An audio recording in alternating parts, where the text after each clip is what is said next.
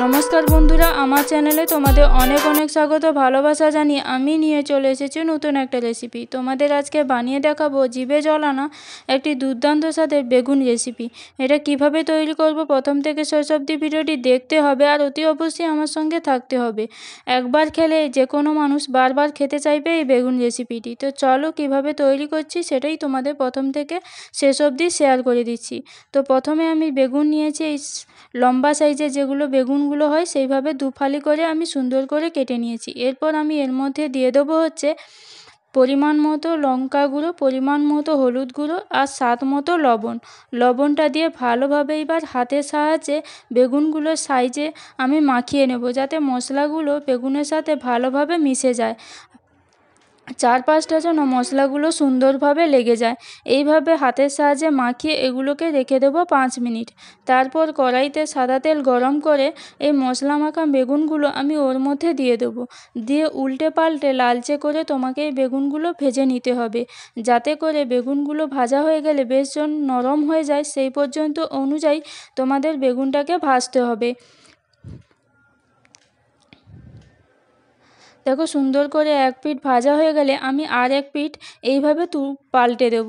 পাল্টে এই বেগুনগুলোকে এইভাবে ভেজে লালচে করে ভেজে আমি এগুলোকে তুলে নেব। দেখো সুন্দর করে ভাজা হয়ে গেলে আমি এগুলোকে তুলে নিচ্ছি।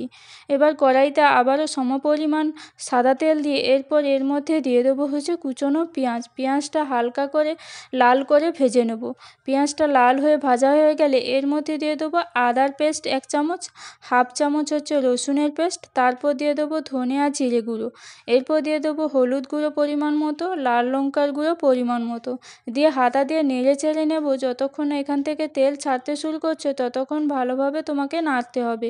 এবার নাড়ানো হয়ে গেলে এর মধ্যে দিয়ে দেবো হচ্ছে নারকেলের পেস্ট। নারকেলটা আমি কুড়িয়ে শিলে বেটে নিয়েছি তার পেস্টটা আমি এখানে দিয়ে দিচ্ছি। নারকেলের পেস্টটা কিন্তু একটু খোয়া থাকলে হবে না, ভালোভাবে সম্পূর্ণটা তোমাদের পেস্ট বানিয়ে নিতে হবে। এইভাবে পেস্ট বানিয়ে দেওয়ার পর আমি হাতা দিয়ে নেড়ে চেড়ে নেব যতক্ষণ এখান থেকে তেল ছাড়তে শুরু করেছে, তো যতক্ষণ না সুগন্ধ উঠছে ততক্ষণ ভালোভাবে নাড়তে হবে। এবার বাটি ধোয়া জলটা আমি এর মধ্যে দিয়ে মশলাগুলো সমান করে জলের মধ্যে মিশিয়ে দেব। মশলাগুলো সমানভাবে জলের মধ্যে মিশিয়ে এটা একটু ফুটিয়ে নেব। ফুটানো হয়ে গেলে একটু গামাখা হয়ে গেলে তারপর আমি বেগুনগুলো দিয়ে দেব। বেগুনগুলো প্রথমে দিতে যাবে না তাহলে ভেঙে যাওয়ার সম্ভাবনা থাকে, তাহলে আর খেতে ভালো লাগবে না আর গোটা গোটা থাকবে না, খেতেও ভালো লাগবে না। এইভাবে পরিমাণ মতো জলটা ফুটিয়ে তারপর বেগুনগুলো দিলে তাহলে খুব সুবিধেই হয়।